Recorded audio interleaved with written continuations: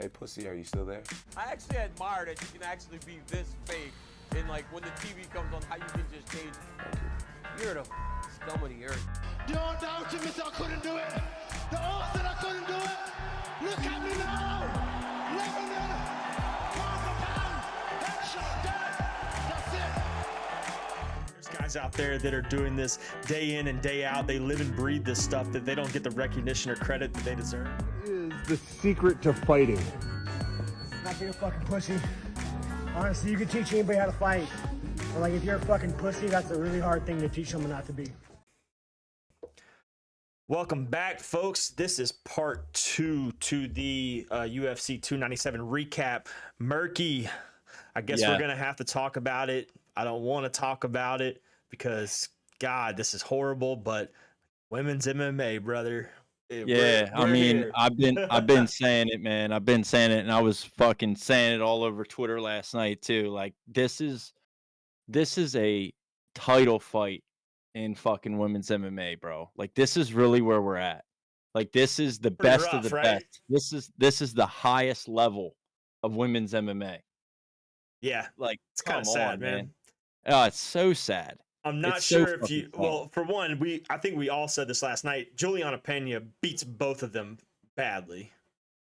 Yeah, I agree. I think that's why in part 1, in the beginning of the first part, the first episode 52, part 1, I was saying it's an interim belt. Like, this is a fucking interim belt, right? You had Raquel Pennington, Mayra Bueno Silva. We both, absolutely disappointed everybody. Yeah, I think she had a lot of money on her, dude. Maybe she hedged herself, put money on Raquel. Come on, bro. Like, I expected her to dominate that fight. Yeah, they both stink. Raquel is awful. I mean, she's absolutely fucking awful. Like, if you, man, it's so crazy to me. I actually believed Nick last night when he said he could beat both of them. Yeah, it's possible. You look back, she fought once in 2023, decision. She fought once in 2022, decision. She fought twice in 2021, decision. Twice in 2020, decision. She fought once in 2019, decision. She fought, look at that. She fought twice in 2018, lost the decision and got KO'd by Amanda Nunes. Didn't fight in 2017 at all. Fought in 2016 3 times. Went 3-0. Guess what they all were? Decisions. Fucking decision. Oh, like, brother, man. Listen, man. Dude, Raquel Pennington is the most boring fighter the UFC has on the roster. I would rather watch Yoel Romero and Izzy 10 times than have to watch that fucking fight again. That shit made me so mad. I spent $80 on a fucking pay-per-view that gave me that for a co-main event. I mean, just absolutely terrible, dude. Like, it's absolutely ridiculous. I can't stand it. Raquel, it's a shame that she's a fucking champion in the UFC. That won't last long, dude. That belt will not be in her possession within the next 6 months. Yeah, she gives women's MMA a fucking bad name. They both did. I really felt confidently in Silva. I know we had Silva multiple times on some parlays by submission, and she just couldn't get it done. Silva has no gas tank. That's the other thing we learned last night. No, 5-round fight. You found out real quick. Yeah, no gas tank, brother. And Raquel, whatever, dude. Get fucked. Yeah, get fucked. Did you see the interview with Amanda Nunes though? No. She hinted at potentially coming back. She was basically saying like, that was embarrassing. Yeah, I'm still fresh. I'm a fighter. I might just come back and get my belt back. She would come back and be the champ again easily. Yeah. Do you think she comes back? So they got it. I mean, do you think she comes back and gets it first before Juliana? That'd be hilarious. Well, yeah, she definitely would. She relinquished the belt, so she definitely would probably get the first title shot. Yeah. And why wouldn't he be like, yeah, sure, please save us? Yeah. Because this is horrible. Listen, man, the next fight was incredible comeback. I want to get to that. I don't want to spend any more time than we fucking possibly have to talking about Raquel Pennington, Bueno Silva anymore. It was disgusting. It was despicable. The UFC should be ashamed of themselves. Women MMA just got a fucking bad name last night. It was terrible. Well, I can say this at least. I'll go ahead and make the announcement before we go on to this next one. Okay. So our first merch drop, I know we've seen a lot of like, you got Sean Strickland saying like, has his like make whatever great again shirts, and Nina has make MMA media great again. I think we're going to have our first line that's going to be make women's MMA great again. I love it. Just a picture of Amanda Nunes on the back or something. And just make women's MMA great again and bring us back to the Holly Holmes, Ronda Rousey, Miesha Tate, Amanda Nunes, Cyborg. Cyborg comes in there and beats that whole division single-handedly with a hand behind her back. Yeah, especially with Nunes retired. Yeah. So without a doubt, I mean that was so bad. I don't know how we got from the pioneers of women MMA that helped build this thing for these fights to be able to have a co-main event and for there to even be a bantamweight division at all, like the Ronda Rouseys. How do we go from that to fucking what we just witnessed? It's disgusting. We went through that because Amanda Nunes ran everybody off. Yeah, well, it's true, right? Yeah, you have somebody so dominant like that for so long, and now we're stuck with this. Crazy, bro. It's just disgusting. Anyways, all right, let's get away. MMA, fucking make women's MMA great again, please. Make women's MMA great again, please God. Yep. All right, on to the next. Yep. Mike Malott versus Neil Magny, the veteran himself. When everyone counts you out, you find a fucking way. And guess what? He found a fucking way. Mike Malott, brother, I'm sorry. I had a bet with you, so I'm going to give you shit right now. Fuck you, first of all, for losing our bet. Secondly, dude, what the fuck were you thinking? You were winning the fight, and then you just let it go. Yeah, he got mounted, and that was it. He couldn't get off. He couldn't do anything from his back. That's an inexperienced fighter right there. That's never been in a position like that, and he didn't know how to act. He had no idea. You saw it. He froze up. He didn't know what to do. Yeah, he looked like a fish out of water. As soon as Magny got on top of him, you could tell he'd never been there before, and he looked like he didn't know what to do. Yes, he did. Props to the wily veteran. Neil Magny, dude, what a comeback, man. What a legend. That was such a crazy good comeback. People were talking shit before that fight because when they were showing all the Neil Magny's clips last night, none of them were in Venom gear. They were all in like the old Reebok shit. Yeah, so it's like, damn, Neil Magny has fucking no clips from, whatever. But yeah, shout out to him, dude, because he needed that bounce back win after getting absolutely fucking starched by Cucky and Gary. So, awesome. That was fucking absolutely awesome. Mad respect to Neil Magny for finishing it on top, getting the win.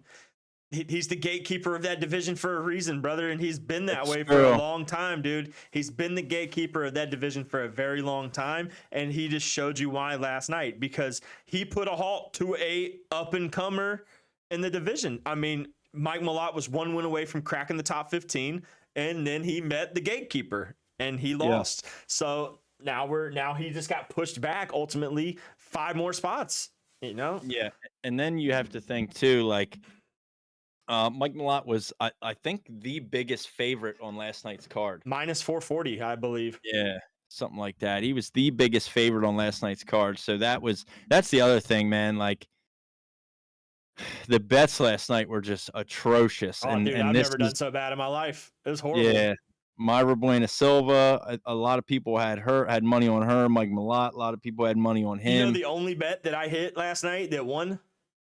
Chris Curtis money line. If that doesn't tell you how shitty of a night I had last night, I don't know what does, dude. I'm starting the year off 1-4 on my money line picks, and that's rough. Yeah, that is rough. That was not good. Last night the fights were all over the place. The bets were fucking atrocious. It was just a really weird night, really weird pay-per-view. It was to watch. I mean, Chris Curtis, we can move to that one now. Chris Curtis, Marc-Andre Barriault. I mean, boring. They turned it up. Yeah, they turned it up in the end, but they were competing for fucking snooze fest of the night with the co-main event for sure. Yeah. But shout out to Chris Curtis because I definitely believe he did enough to win that. It felt like Marc-Andre Barriault, who's normally this guy that brings the fight to you and is constantly in your face. He reserved. Was very reserved and laid back last night. I'm not sure why, man. Maybe nerves got the better of him there. I mean, in respect to Chris Curtis too for knowing that going into the fight, because he made it apparent and he said it before he even went out there. He said he's going to either fight one or two ways. He's going to fight this way or he's going to fight that way. And when he got asked about it at the end when he won, he said, "Look, I told you it was going to go either one or two ways, and we knew exactly what we were preparing for. We knew exactly what we got ourselves into, and then that's what happened. That was the outcome." So, I mean, props to him for just understanding that and going in there with that kind of mindset. So yep, and he did what he had to do to get a win. But that was, atrocious. I think really the next one, was this the first fight? Was first fight on the main event, Arnold Allen and Movsar Evloev. That was tough to watch too, man. I mean, like undefeated 18-0, Evloev is definitely a fucking problem. And I think what a lot of people realized last night is his striking is a lot better than we thought it was. Right? His wrestling, he was known to be dominant with his wrestling.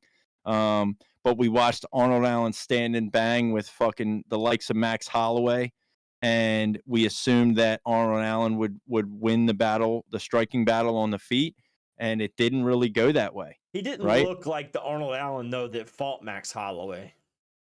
Yeah, but I mean, when you're fighting against somebody, he also hasn't fought a wrestler his last couple fights. So when you're fighting a guy that you're constantly, having to worry about that takedown, especially when he gets them so effectively, it changes the way that you fight.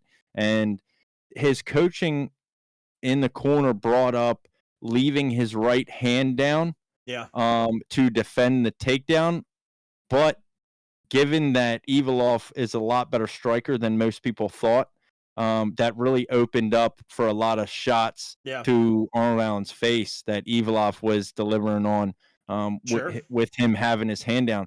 So props to Evloev, man. I think he'll be a problem in the featherweight division. We're going to have to see. He's starting to get up there now. So you beat Arnold Allen. Arnold Allen was kind of kept out of that elite company in the featherweight division by losing to Max.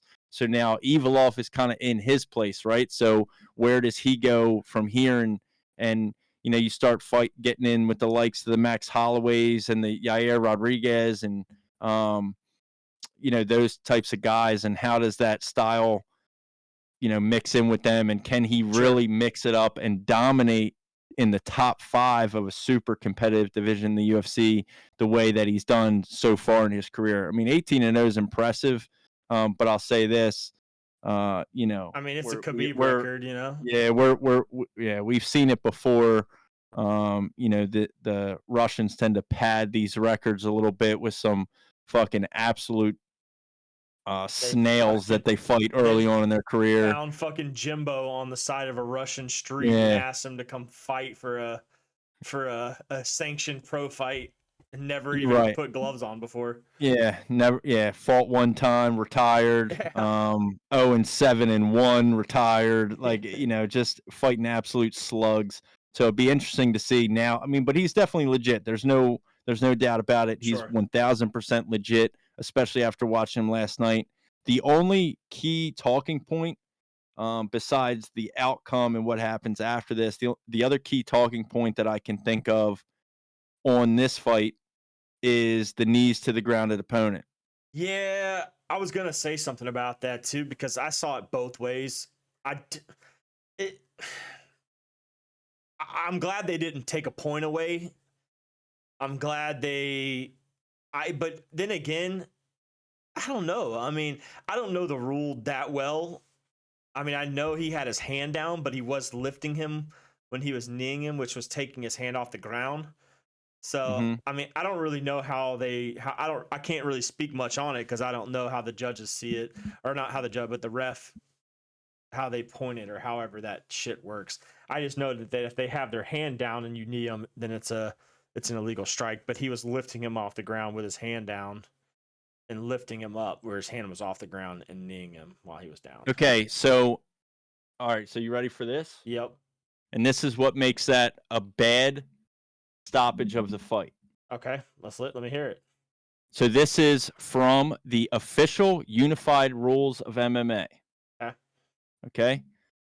A grounded fighter is defined as any part of the body other than a single hand and soles of the feet touching the fighting area floor. To be grounded, both hands, palm or fist down, and or any other body part must be touching the fighting floor. Yeah, so it was legal. So those were 1,000,000% legal knees. So he got jugged. He got fucking he got fucked, buddy. Because that's bullshit. That would have been a huge turning point. He beating him up with those knees. You could tell they were seriously affecting him. The referee, I think it was Mark Goddard in that fight, took a stoppage, allowed him to kind of gather himself. I have it right here in front of me, man. Like, this is 1,000% a legitimate source for the rules. And those were legal knees. See, those man, were these MMA motherfuckers, knees. These refs and people got to get their shit together, bro. You can't have something like that happen, and then you look back on Petr Yan and Aljamain Sterling, then you look back on shit like that where it's like... Well, hold on a second. So the difference is Petr Yan and Aljamain Sterling, Aljamain was on his knees. I get that. I get it. Okay, so I understand completely. But... Okay. I'm gonna make this an example out of it, okay? So he stopped it. Why did he stop the fight last night? Because he deemed it a legal knee, right? Illegal. He deemed it illegal. That he was a grounded opponent. Okay. He also made it right. If you look at a lot of things in life, say if I fucking I don't really know how to explain this without getting all fucking spiritual and shit, but like if you look at a sin is a sin is a sin. If you do one thing and one thing, it's equally comparable. So it's like if Aljamain Sterling gets kneed in the face and deemed a grounded opponent and Petr Yan gets disqualified, then why do you stop this fight and deem an illegal knee, but let them continue fighting and say here's a hard warning? Like, so we need to be more uniformed into this shit, man. Well, and that's what I was gonna say. The referee made a comment in the Octagon to Arnold Allen last night.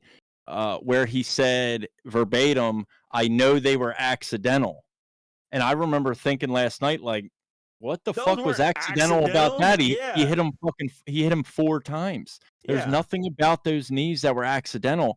It's like, either way, it doesn't matter. So, like, if the rule is essentially in that situation, in that position, Evolov would have had to have 2 hands on the ground, right? Sure. Or a knee or something, but palms of his feet down and 1 hand does not constitute somebody as a grounded opponent. That was clear to see. So why was the fight stopped? So let me ask you this: Evolov goes back to his corner, says, "I'm Johnny Walkered right now. I don't know what's going on." Okay, what the fuck happens? No contest, disqualification. What do we do in this now? What do you do in that situation? Well, that is the Aljo treatment, right? So that's what happened with Aljo, and they ended up disqualifying Petr Yan. Exactly. If Aljo could have continued, they would have kept fighting, and it wouldn't have been a disqualification. Because Aljo couldn't continue, it became a disqualification, and he won the belt. With the Ankalaev Magomed, or the Ankalaev Johnny Walker, it was no contest. Right. I agree. I mean, these things seem to be all over the place. They don't make sense. It could be, it seems to be that the referee has a ton of discretion on like what they want to deem and what they want to do. But it doesn't really make sense when you start to look at all of these different events that happen, grounded opponents and such things. They don't line up and they don't make sense. You're 1,000% right about that. And I agree. A rule is a rule. If the rule is anything more than one hand and palms of feet, then he was never grounded. Why was it stopped in the first place? Yeah. Why you just took all the momentum away from him to win, you know? Same thing in like football when you throw a fucking stupid flag while they're driving to win the game. Like something so stupid, you know? Yeah, I mean the end result, and this is what, you know, you could tie this into the main event on the card also. Like ultimately you don't want to leave it up to the judges. That was Arnold Allen's opportunity to finish the fight for sure. So it's almost like the Minnesota Vikings Saints game from a few years ago in the playoffs where they was it a no call on the pass interference or something? Yeah, and Diggs caught he caught the touchdown and ran it in? Something like that. But so like, you know, I think that was really unfortunate to see, but it just doesn't make sense. We have to do better, and like honestly, I saw a few things on Twitter about it last night, but I haven't seen much about this today. Following UFC 297, we as fans need to demand like shit like this gets better and gets fixed. Sure. This is not okay. Like if that's the rule, how does the referee not know that's the rule? Or if he knows it's the rule, he can't make mistakes like that. Sure. Like I understand people are fallible, they make mistakes, but it was very clear to see. Only one hand was down. So if he's then not constituted as a downed opponent, you know he's not down. You know he needs two hands. Like there's just a lot of things there. The other thing, though, I guess, if you want to play devil's advocate, is if Arnold Allen has his other arm wrapped up and he can't put a hand down, how do you deem him as a downed opponent? You know what I mean? Like, I guess that's where it starts to get. We just give them both swords and let them fight to the fucking death. Like, come on, man. What are we doing, dude? Like, let these guys fucking brawl. Like, we got to figure out some sort of, like, ruling, bro. Like, decision fights are great and all, but, like, I almost feel like old school way of UFC was kind of better, like the OG way, where they did, like, 10-minute rounds and fucking, like, 3 10-minute rounds or some crazy shit to where it's, like, eventually there's gonna be a clear winner.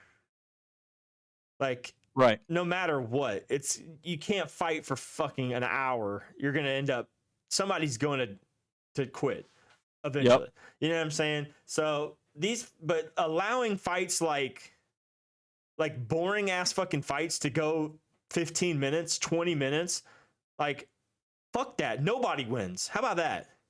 Right. If you give us a boring fight, neither one of y'all get a fucking on your scorecard. Just start giving them a draw. Yeah, draw every fight. This fight sucked. Draw. Be more active. It's fucking mixed martial arts. It's fucking the UFC, the Ultimate Fighting Championship, not the ultimate fucking bore everybody who spent $80 to watch you guys fight fucking championship. Like, let's be real here, man. I'm sick and tired of boring ass fights. And I'm tired of people saying like, oh, well, it's technical. It's like, motherfucker, these are professional fighters. If they can't figure out a way to beat each other's ass after 15 fucking minutes, they are not professional fighters. Right. They're boring as shit. Right. Like what we saw in the main event, that's professional fighting. Yeah, absolutely. You know what I'm saying? Like, I don't want to. Now, if you're active the whole, like, don't get me wrong. The Raquel Pennington Silva fight, yeah, it was garbage, but it wasn't boring. They fought 25 minutes. They beat each other up in the best women fashion that they could. But there are plenty of fights out there that just, if you're taking 2 rounds to figure out your opponent, like, get the fuck out of here, man. I'm tired of that, dude. I'm tired of it. I agree. They need to figure something out, bro. If you put on a boring performance, no more pay-per-views for you ever. Ever again. Like, you're going straight to the fucking prelims. You're going to be a prelim shotty until you figure it out.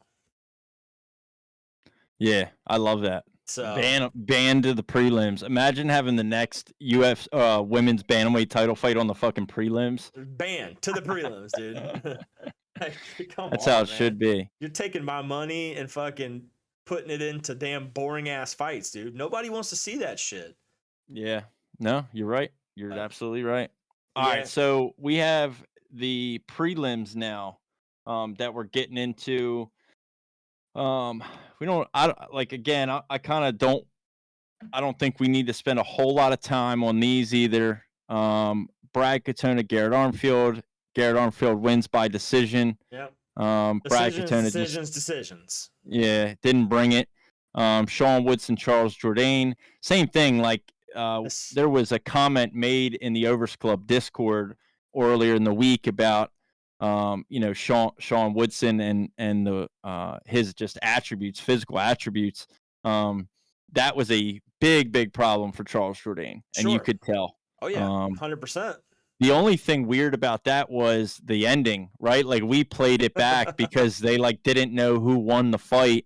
Charles Jourdain thought he won. Sean Woodson thought he lost. I think you could hear it clear as day, him say Sean the Sniper Woodson. But what I did notice was the referee went to raise Charles Jourdain's hand. Yep. So, like, again, another referee mistake, which at the end of the day doesn't necessarily matter, but it's just like, what are we doing? Like, this is the fucking best promotion in the world for mixed martial arts, and it looked like a fucking shit show. Yeah. I got something in regards to that. And I want to kind of, it just kind of brought to my attention. I want to kind of get feedback from this. So if you listen to this clip, I want you to give us your thoughts on if you're seeing the same thing I am. I think Father Time may be catching up to Bruce Buffer. I'm not lying, dude, because if you listen to him last night, there was a few times where he didn't sound like fluent. Like he didn't sound like the normal him. Like he sounded a little off. Like he was messing up names. He was stuttering at times. Like he just didn't sound like the same Bruce Buffer in some of the fights. I don't know. Maybe it was just me. Let me know. Let me know if I'm wrong. I could be wrong. Maybe I was a little bit millered out. But I mean, but I thought there were times where Bruce Buffer sounded like it may be catching up to him a little bit. Jourdain Woodson was not one of those times, but because it like we played it back, it was super clear. But yeah, I mean that's gonna be a tough time for the UFC, right? When we finally start to lose that intensity and lose that staple of UFC events that we've had forever and ever and ever. That is Bruce Buffer, man. It's going to be difficult, and hopefully they're planning on, something to follow that. Maybe it's time to start kind of looking, because the guy that they have doing the Apex fights isn't it either. No. You know what I mean? Like, I guess he does a good enough job. You know what I mean? But it's like have to do something for pay-per-views. What if he hangs it up at 300? I don't see that happening, but yeah, maybe. I don't think so. You hang it up at a meaningful card. You don't just hang it up in Canada. You know what I'm saying? Definitely not hanging up in Canada. No, not at all. No, nobody retired. Like, I don't think we had to worry about anybody retiring last night. No, I don't know either. That would be the worst place to do it. But yeah, we mentioned this one earlier too, and I think without the crazy weight miss from Ramon Tavares, this could be fight of the night because that was a fucking battle, bro. Yeah, both those guys. Dudes, I want to see that fight again, man. Yeah. I might watch it again today just to wash the disgusting taste out of my mouth that I have for whatever the fuck they called that card. Yeah. Like that was in my opinion, like that was really the most competitive. Aside from the main event was obviously super competitive, but like everything else, I really feel like the best fight. I mean, Jillian Robertson got a fight of the night bonus. But I mean, she dominated Pollyanna, which is fine because we're going to get the Pollyanna OnlyFans that we've all really wanted forever anyway. True. And the other women's fight that got Jasmine Judavicius, she got a fight of the night bonus as well, but she dominated, man. She absolutely dominated. So those are I guess I should say performance of the night. And then I think the main event got fight of the night. Fun fact, that was one of 5, I think. 1 of 5 or 7 10-7 rounds ever in the UFC. Yeah, I did see. You're talking about Judavicius, right? She had a 10-7. Yeah, and it was deserved. I mean, it was absolutely. She beat the brakes off that girl. Oh, dude, bad. Yeah, she beat the living brakes off that girl, bro. Holy. So I never seen something so one-sided. We can't forget, before we wrap up this card, we can't forget about the first fight of the night. Jimmy Flick. I mean, I texted you and said, this dude is dog shit. And then out of nowhere, he fucking flips the switch and gets the win. And I'm like, I think an arm triangle. Yeah. Yeah. And Jimmy Flick's it. Jimmy Flick's a dog, man. I don't know if he's really, high. I don't know how good he actually is. But like, I was like, bro, this guy's getting beat bad, bro. Yeah, he was getting beat up. He's Oklahoma country, dude. He's got that farmer strength in him. Yeah. Motherfucker been eating meat and potatoes 3 meals a day for 30 years, bro. For sure. He got that fucking hick strength. Yes. He got that red, white, and blue pumping through his veins, son. He wasn't about to let this Canadian come in here and disrespect. Oh, and speaking of Canadians, boy, man, rough night for the Canadian crowd, bro. Yeah, you guys had to see. You had to see what being a communist country looks like, because your men can't even fucking fight. There you go. That's what happens. America, baby. We showed you. We dominated you. Everyone, all of the other countries dominated you, brother. Sorry. Yep. I mean, that's what happens when you let things go and your men are soft, because you guys lost last night and you lost big time. So yeah, everywhere. They lost everywhere. Aside from City, because I think City's also Canadian, and Tavares did get the win, but props to City. Yeah. City fought like a man and a champion. So props to him. But yeah, 0-7. Everybody else, nah. And not only did your men lose in fights, but your rappers lost their bets. So apparently all men in Canada suck. Yeah, well, that's a big issue, because let's talk about that, actually. The Drake curse. The Drake curse. Yeah, so Drake put $700K Strickland money line. Bro. And just absolutely fucked everybody. That's just so absolutely stupid. Fucked everybody last night. They shouldn't allow shit like that to be known. I don't know, man. Like, stuff like that should be. He's one of the most popular musicians in the world. So anytime he does something like that, they always post it. But if last night confirmed anything, it's that the Drake curse is real. So before any fight, if I see Drake put a bet on the fighter I want to win, I'm just not even going to get my hopes up. I'm just going to know it's doomed. Yep. He's done it across multiple sports, multiple levels of sports, between college and professional. And the Drake curse is alive and real. Yeah, brother. He's done it to Kentucky in basketball. He's done it to everyone. Freaking loser, dude. I'll never listen to Drake again. I hope he's on the bottom list of my Spotify listens this year. Yeah. I mean, it's super interesting that, the Canadian in Drake went with Sean Strickland, but I think it just goes to show, like, the Canadians and people all over the world fucking love Sean Strickland, man. Yeah, he's a fan favorite. The crowd loved him. Yeah. That was really interesting, too, in that main event. The crowd flipped back and forth like a few times. Yeah. There was Strickland chants, there was DDP chants, there was fuck Trudeau chants. Yeah, I was about to say, I was just about to say, did you hear him saying fuck Trudeau? Like, they don't even like their own shit, bro. Prime Minister, yeah. Hey, Canada, I'll give you one thing. Neither do we, bro. We got fucking Sleepy Joe up there. We ain't doing too hot ourselves. That's true. Just hold on, fight back when it's time to fight back. And go along for the ride. But yeah, the other we've pretty much covered everything. The only fight that we didn't talk about was Sam Patterson and Leonese, I think is how you say that. And Sam Patterson looked fucking good. I mean, I know it's an early prelim fight. That was the fight I walked away. I had to do something. I think I missed that fight. Yeah, and he was coming off a round, like Sam Patterson's last fight, he got knocked out in the first round. Sure. Which was, I believe, his UFC debut. So, I'll give him a lot of credit for, finishing that, because that's a tough guy that he fought, man. And for him to submit him in the first round was awesome. His jiu-jitsu is legit. Yeah.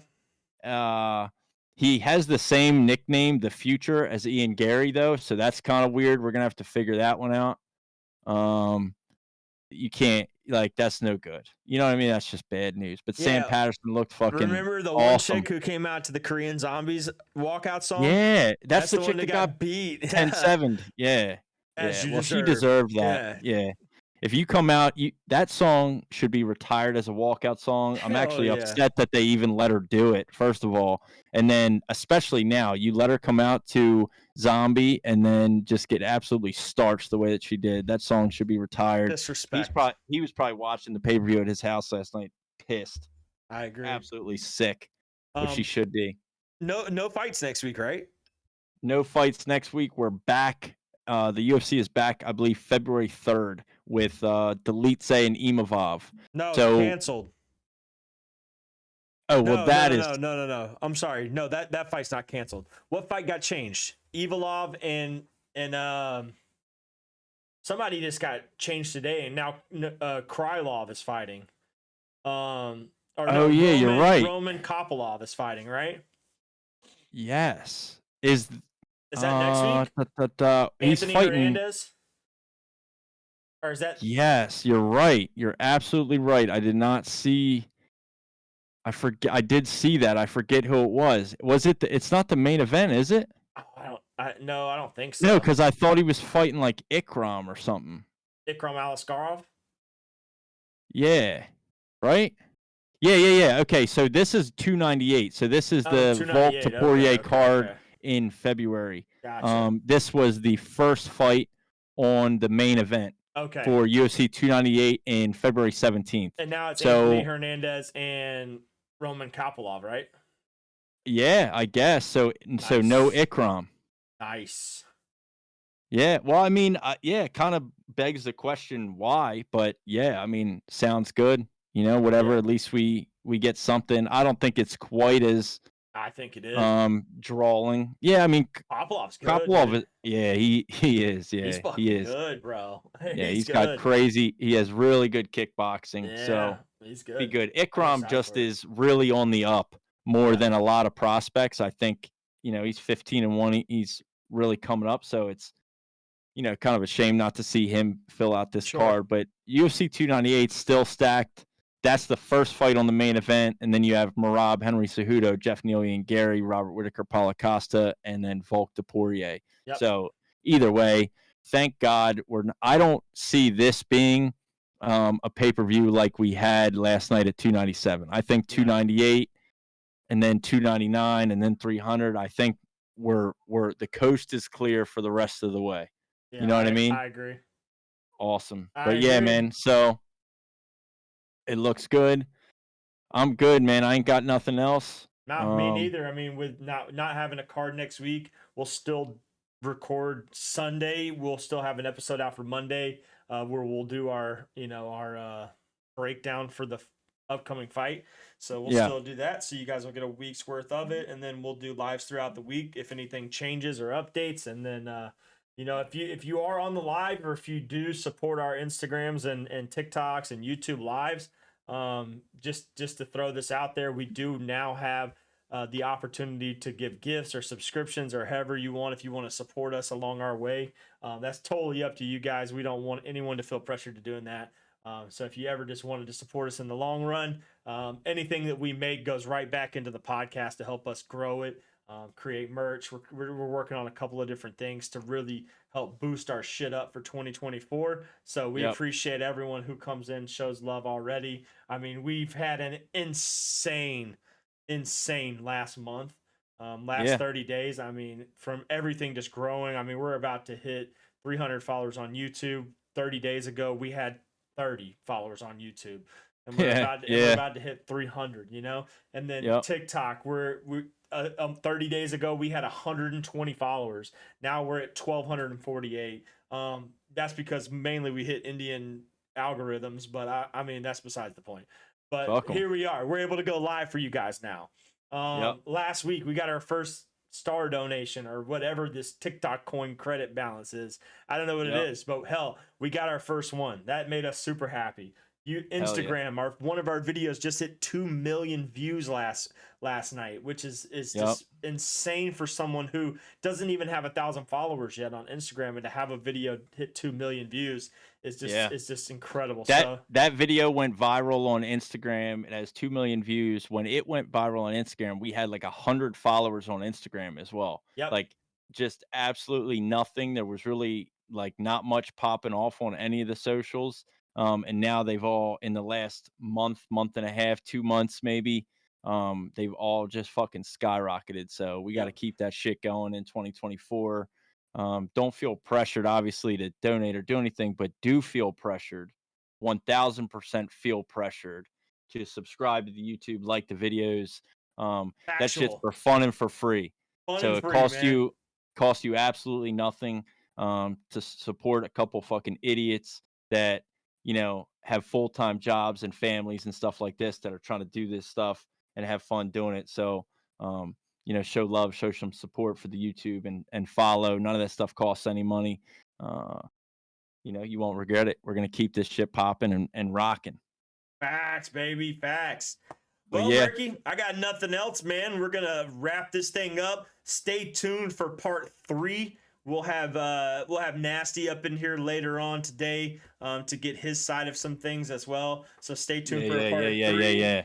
Part 3 breakdown so we can hear his side of things. So, but yeah, like and follow part 1. Make sure you listen to part 3. And we'll catch you guys next Sunday, and we'll do the same thing again. Cheers to 2024, baby. OTO to the moon. Let's get it. Let's fucking do it, baby. We'll see y'all next week.